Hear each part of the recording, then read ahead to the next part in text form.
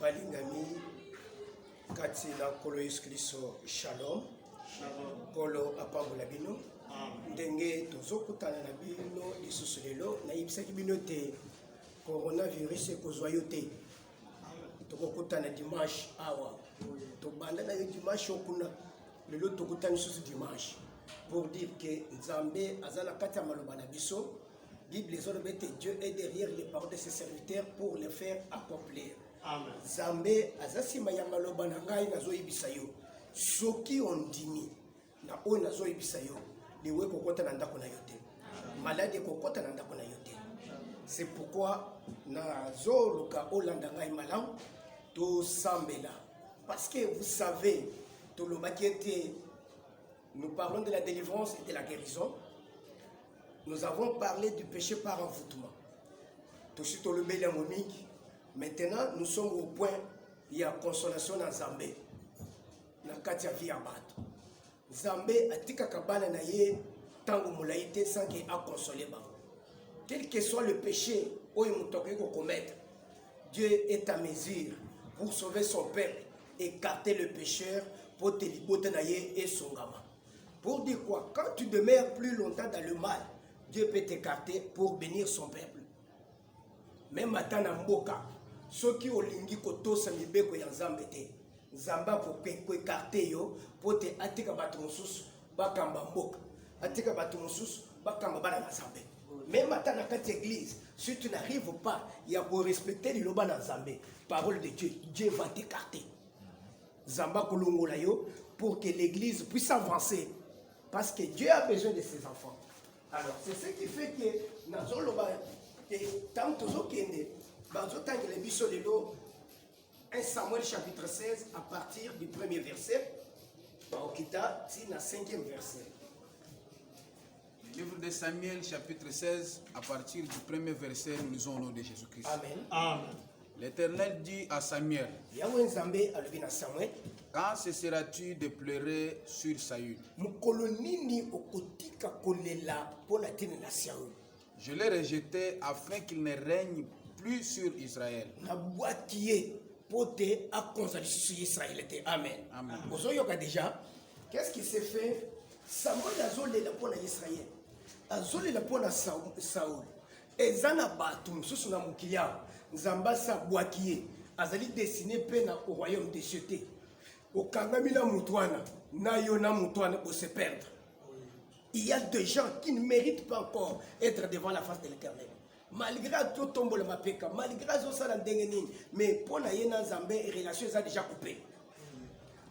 Qu'est-ce qui a mené les catastrophes en Israël? C'était le péché.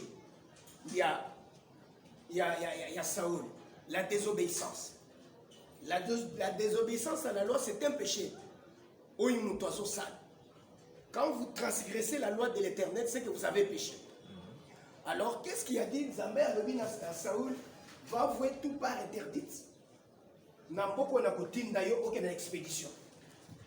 Ndekwakeyi, a Komikuna, a Sayo Zamba Ibsakiete. Et a Memi Bagomba Mafuta, a Memi Babiloko, a Yoko Bomba. Ndé Zamba Ibsé déjà que na Oyo Sali, automatiquement, au so bimi na Mobeko na Baye. Au so bimi na Zela na Baye. Au so bimi na parole là. Alors, pour dire quoi? Si tu veux marcher avec Dieu, il faut marcher dans la parole de Dieu. Amen. Il faut marcher dans la sanctification. Alléluia. Il faut marcher dans la sainteté. Les noms de Bazo, je ne suis pas sainteté, les bâtiments de Nazambé. Et aussi, pour te rendre tu dois demeurer dans la sainteté. Tu dois demeurer dans la grâce de Dieu. Amen. Tu dois demeurer dans l'obéissance de la parole de Dieu. Amen. À travers la Bible,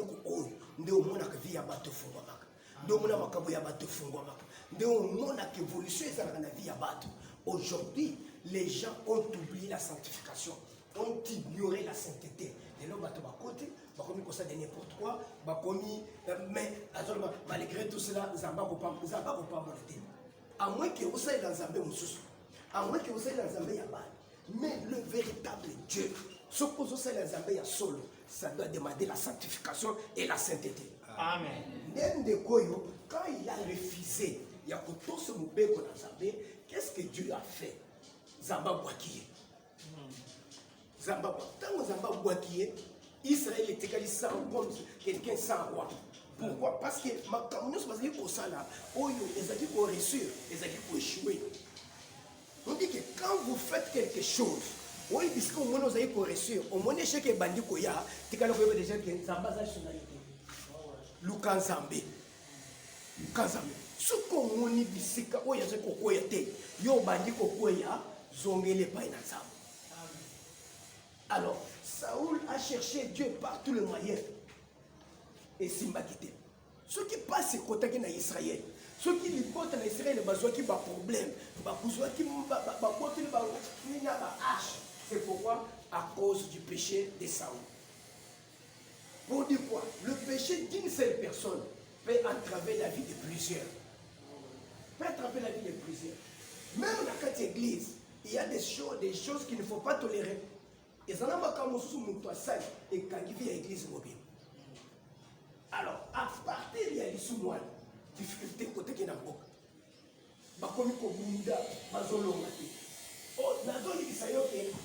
Ce qui fait que Satan a banga biso, c'est la puissance de la sanctification. Amen. Si tu devais être dans la sanctification, Satan n'a pas banga. On peut ça ordre à Kotosa.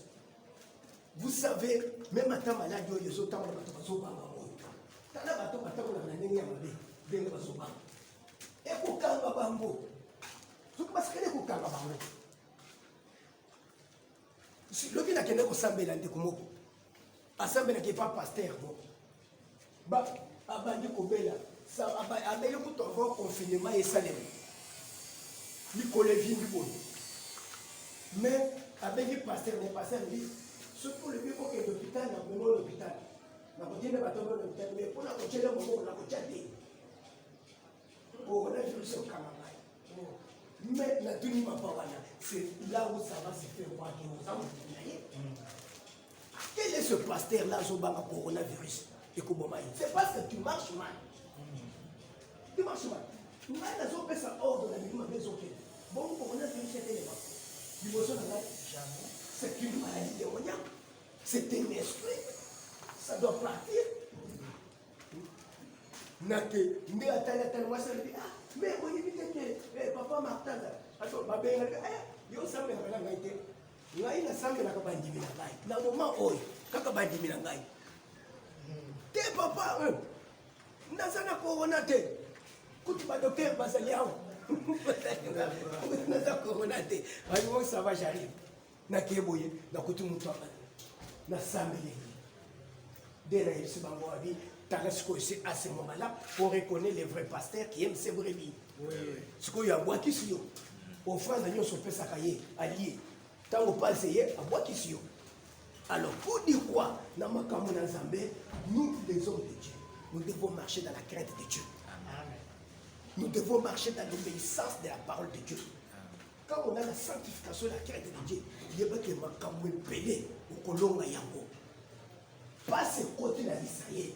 Na kina bituna tunitala ndako na yo tala na vie na yo pas ce côté là wapi makamoni nezo tambola te il y a des choses qui ne marchent plus les lois pas comme kolonga yo bato za kopesa ordre milimo mabezo kende ezokende sute na église oza ko sambela bato ozobela même mabe to ça va sute bato ba yo malade ozo sambela bango bazo dikate mais il faut voir que tu as transgressé la loi de l'Éternel.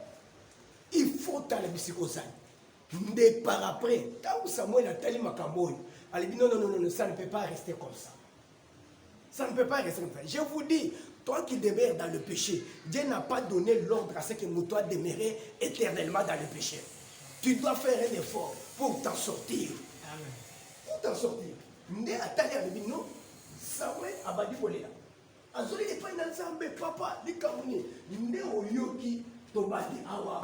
Samuel tika kolela, je l'ai déjà rejeté.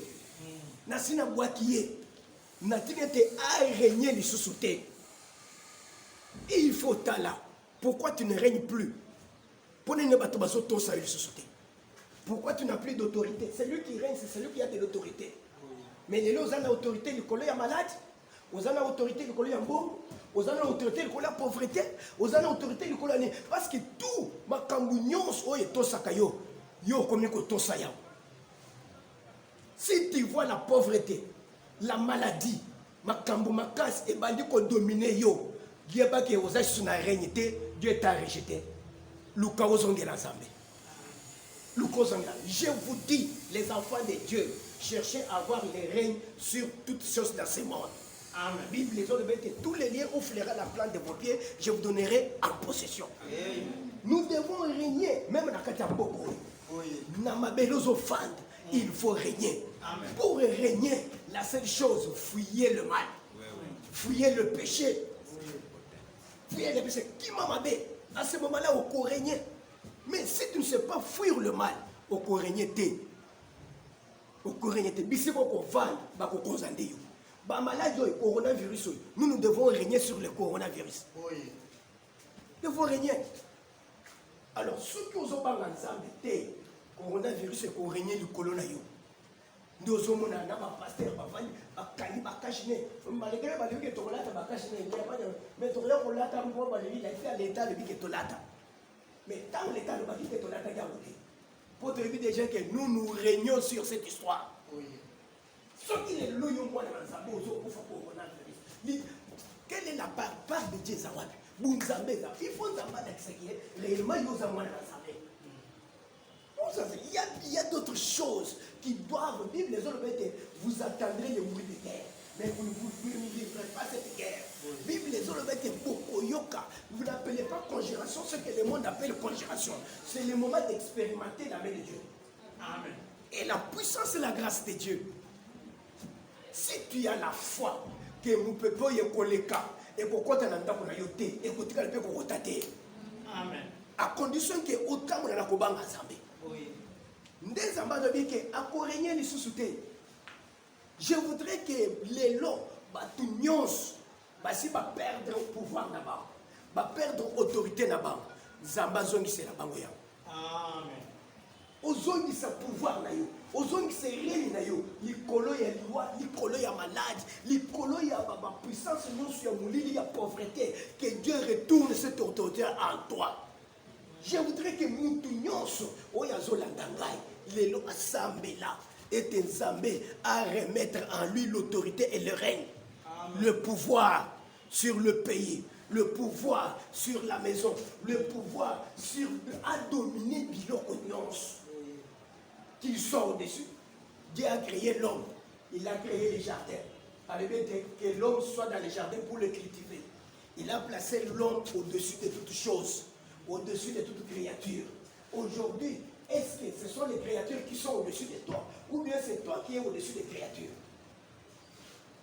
Il faut s'en mêler. Tu es en train de perdre ton règne. Tu as perdu ton pouvoir. Le péché fait perdre les règnes. Le péché fait perdre à quelqu'un le pouvoir.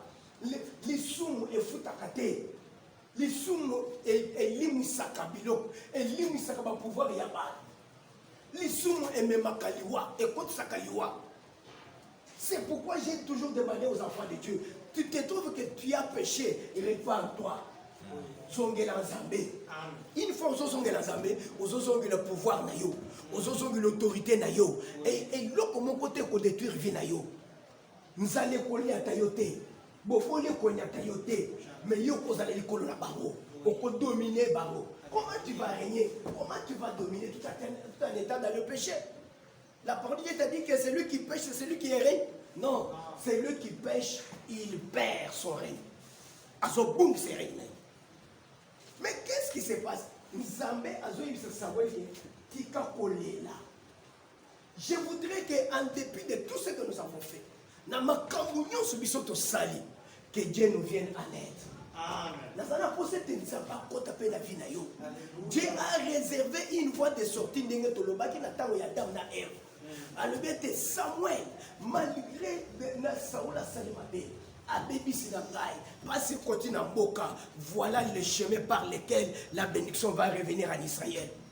Albert collé la tête. La collection bisiko koken o déjà na sina poni roi o ya kotika na kozala le roi d'Israël azola kisena ndako ya Isaïe akende kopona Samuel aya kokende tina ndako ya Isaïe akekopona David. Et quand le David est arrivé, Bible les olebete, le pouvoir, l'autorité, le règne était retourné en Israël. Amen. Ce que je voudrais prier par demander à toi aujourd'hui était semaine oyo était Zambé a trouvé solution na kolela na yo. Dieu avait trouvé solution aux pleurs de David, de Samuel. Si Samuel a pleuré, Zamba yokeliye. Même à ta papa no ya sumukaki. Même à ta famille na yo ba sumukaki. Mais maintenant yozo ya kolepa na Zambé. Dieu ne peut pas encore t'aider comme denga sungaki Samuel.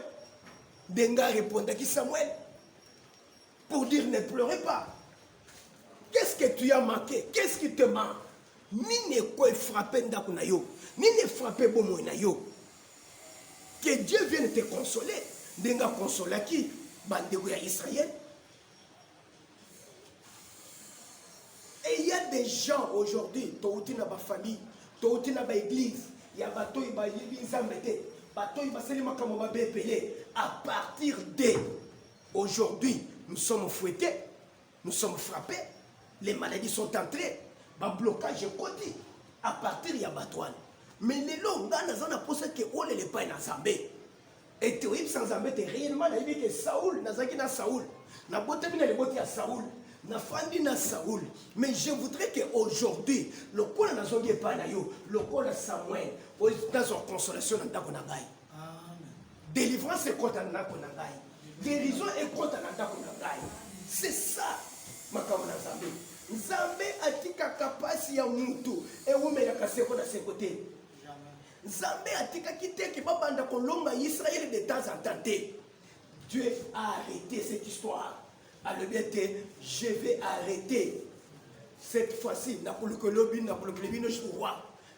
va vous diriger au Yakozala Nangai, Natinete Bitumba, des faits de côté sur la canabinoté. Mais pourquoi ta situation continue à perdurer pendant que vous n'allez pas en Zambé? Des faits des autres continuent à demeurer dans la canaille. Pourquoi? Si Dieu a consolé Samuel, il doit aussi te consoler. Amen. Dans le moment où Zamba Panction m'a été Zamba le Samuel, cessez de pleurer. J'ai déjà trouvé la solution. Je voudrais que yo le kolangai na tongo na lelo Zamba Panction m'a été kolela na yo esila. Zamba si sa kolela na yo a trouvé solution na kati ndako na yo, a trouvé solution na bomo na yo. S'il y a le mal qui est entré à cause du péché de tes parents, à cause de ton péché, mais maintenant que vous n'êtes pas dans Zambé, ça m'a pas mal à l'issue. Zambé, à cause de sa solution na vie na yo, ma kamuna yo est bonga, oignon se bébaki et zone normale. La consolation de l'Éternel est contre la vie à bas.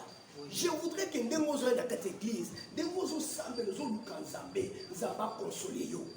Consolation na ye et quitte na vie na yo. Dès que c'est celui qui est aux akolos Zambé. Tozo lukanzambe ya défaite. Tozo lukanzambe ya lelo maliwe ye kangiote. Tozo lukanzambe ya lelo maladie ye kangiote. Tozo lukanzambe ya ozo sambe lozongo la linzalate. Nous cherchons un Dieu qui a toujours essuyé nos larmes. Amen. Que c'est Dieu qui a essuyé les larmes de Samuel a essuyé peu ba larmes na yo. Amen. Alléluia. A essuyé ba larmes na yo. Que cette semaine ozo sambe la ozo ibisa zambete. Na lignité, le pôle trouver une solution pour Samuel et la carte Israël. On trouver une solution pour la tina ndako na ngai. Amen. On trouver une solution pour la tina bomo na ngai. Mais ni kole na ngai esila. Amen. Maya miso esila. C'est ça notre problème. Ozo sambe la zambeni. Qu'est-ce que Dieu a déjà fait dans ta vie? Lelo Samuel a koko lobake na lelaki pa na Zambé. Zambé, makambo yaki makasi, ba problème ekotaki. Zamba pesa solution ezali David. Mais yo, olobi ke olelaki pa na Zambé, solution Zamba pesa eza ni. Te na moni ndeko moko aleke papa, nazaki na passe, nazaki na difficulté, na keye pa na Zambé, na sambeli na leli, Zamba pesa ngai David. David ezali nyo, zemi oyi, nazaki kokumba zemi te. C'est ça. Zambo tozosambela za bon. Mais oyo nzamba komi kosala lisusu te pourquoi? Ya yo nzamba sala te pourquoi? Dieu doit faire.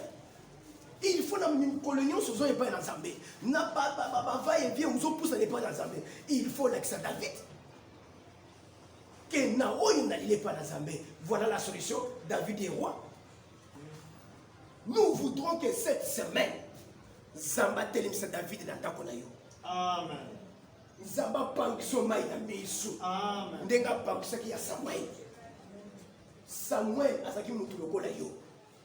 Ndenge Nzamba le bike kolela lisusu te. Nzambe pe akata kolela na yo semaine oyo. Amen. Nzambe pe apesa une solution. À l'action, c'est la par laquelle tu vas trouver la solution à ton problème. C'est ça notre Dieu. Tozo sambe la Nzambe pona ko sambe la te. Mais tozo sambe la Nzambe pote ngai na yo to lakisa ba David na biso. Oyebi Marthe na Marie bazolela. Batali Yesu aye. Badabi que si tu étais là, de kuna bisa linga kufa te. Nde Yesu alobi ke azawadi toke bakei makomi place wana. Tango Marthe na Marie bazolonga na ndako. Batoi bafandaki na ndako, balobi ke bakei kotala Lilita bakozonga maboko pamo. Bayebaki te ke bakozonga na eloko na maboko na bango. C'est-à-dire que c'était déjà fini. Il y avait un désespoir. Et dans le quartier, et dans la vie, il y a Marie na Marthe. Mais quand on va au quartier, Marie n'a pas de kozonga, kozonga pour baya kolambele Yesu fufu, ndengo ba mesene kolambele pour alibalia. Nte alibia ale mutupamba, tango ndeko na bango ke ya omona nite, akenda ko sekisi bengo mususu, oyo atiki poli. Yangwana ko mozonga lisusu, aya kolia Yesu fufu, aya le kolia to mona lisusu. Tango bazoya, ba promis na quartier, ba to quartier batali. Batala Marie. Batali Marthe, bamoni bazoya na Lazare. Nani wana? Lazare. Assez. Muto ya sanzo ki kazaki ya Lazare, aya bwakeli Akim. Muto ya sanzo ki sapato, abwakeli Azon. C'est ça Jésus-Christ. Amen. Quand tu viens devant Christ, tu dois retourner avec ce que tu as perdu. Oui. Christ est notre consolateur, il doit nous consoler. Nazo sambela et Dieu soit consolé. Dans le moment où il y a ma casse, dans le moment le plus difficile, où il y a malade des autres tambola, Zamba consolé. Amen. Zamba pansement na misu. Alléluia. Zamba c'est le bilemo ya bien. Amen. Qui au fond de l'obété, dans le moment il y a ma coronavirus, quand on va Zamba c'est la kinga. Amen. Et ça te que na coronavirus na bongisa moi.